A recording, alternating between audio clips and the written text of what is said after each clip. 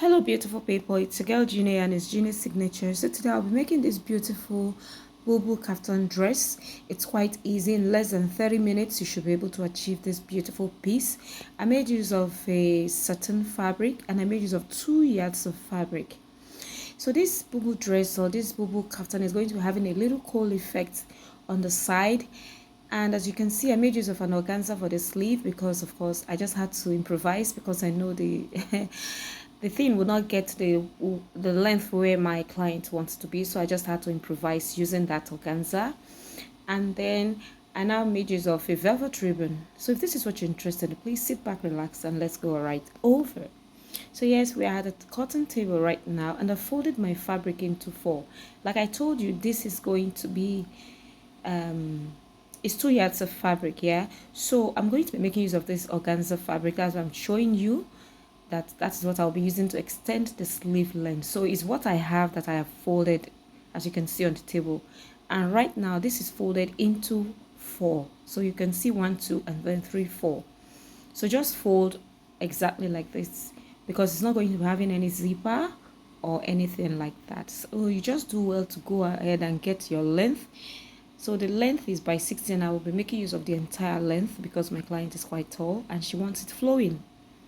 So now the next thing I'll be doing now is to just get my neck width. For the neck width, I made use of 3.5 inches. Now you need to consider, because this is a silk fabric, and when you're using probably bias or anything to turn the neckline, it's going to expand. I've experienced that, so it's from experience I'm talking.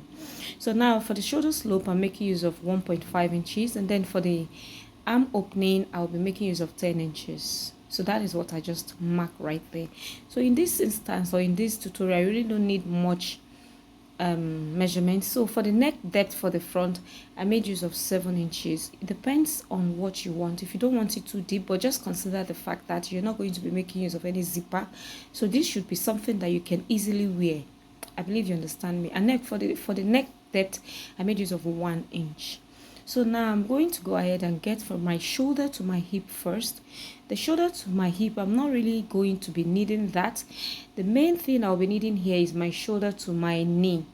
But in a case where you didn't remember to get your client's shoulder to knee, you can just come down from the hip side. You can count like maybe about between 7 or 8 inches, I believe, depending on how the body structure of that person is.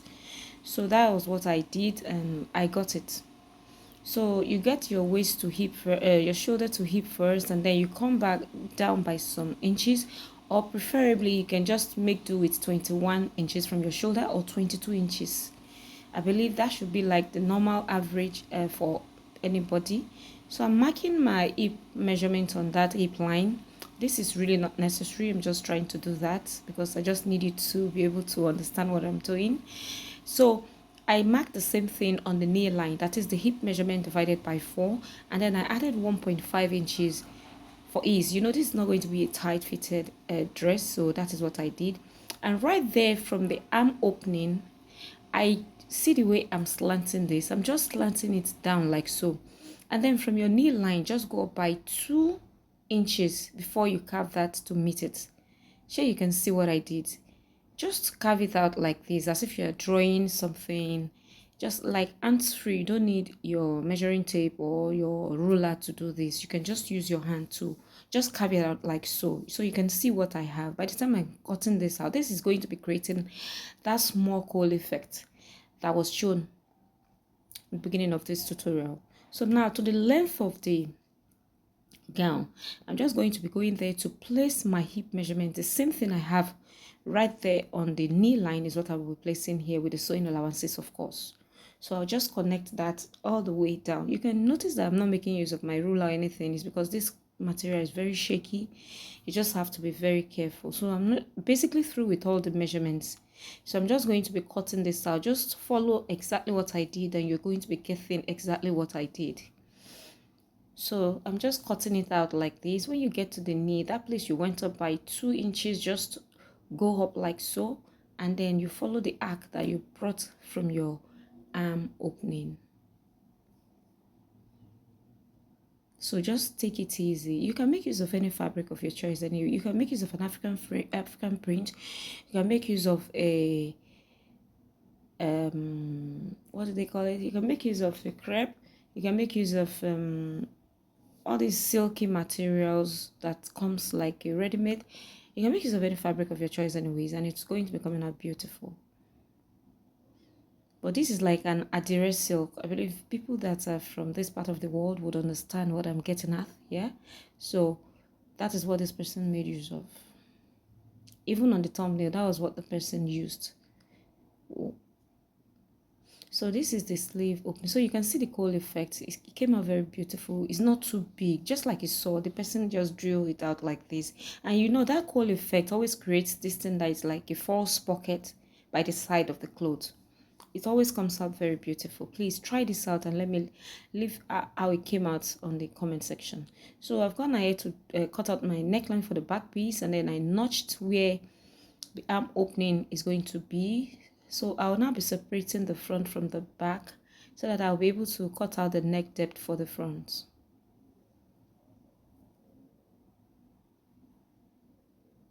So I'll just arrange it back like this and then cut out the neck depth for the front.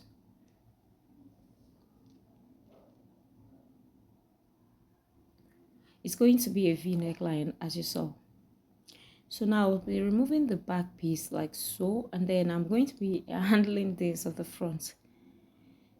So I'll fold this back so that I'll be able to explain how we're going to be attaching the ribbons at the middle part. So let me just shift it up a little bit. So like the length of this cloth adds some problems. I didn't really notice that before I cut it out. If not, I would have used that as the back, but I ended up using it at the front anyways. But so I had to join it to the length. Thank God it was at the lower part, at the lower hem side, so it won't be that visible. So please, when you are making use of all this kind of fabrics, always be careful. So now I'm going to be using this ribbon, half an inch velvet ribbon that I bought. I bought a lilac color so that it will match with what I'm using. And then I'll be running it, but let me just quickly explain. So you can see I had to go and join this at the lower part like this because that place was looking horrible.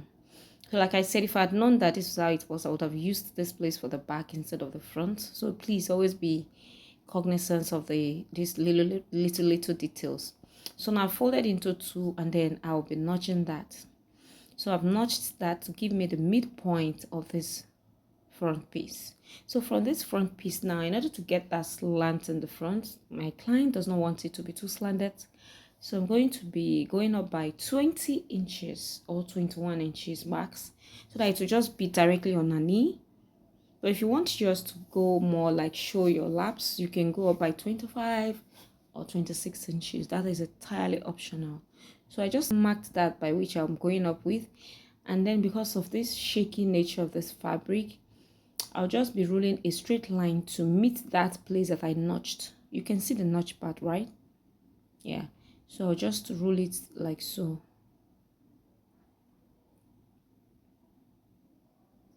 I just use my chalk to rule it out like this. Just manage and rule it out like that. Just try to make it as straight as possible.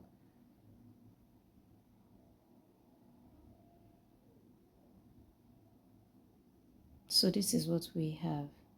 So now I'll just be slitting that place open.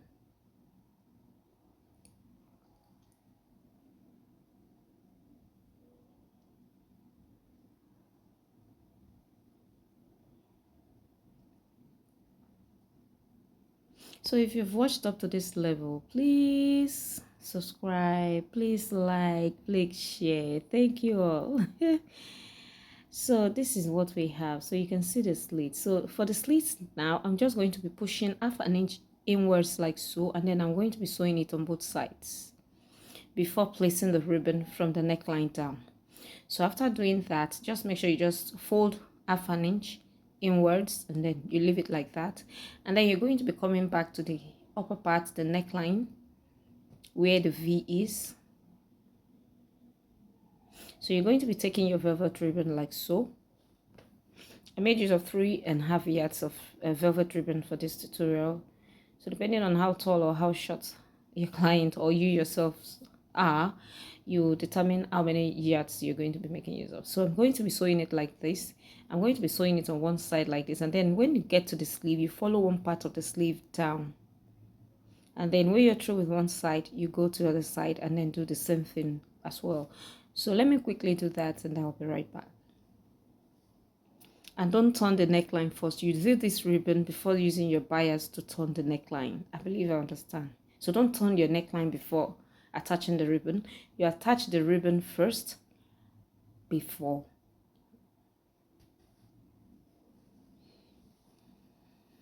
So yes, this is what I have. I've gone ahead to do it. So you can see I've attached the ribbon all the way down like so.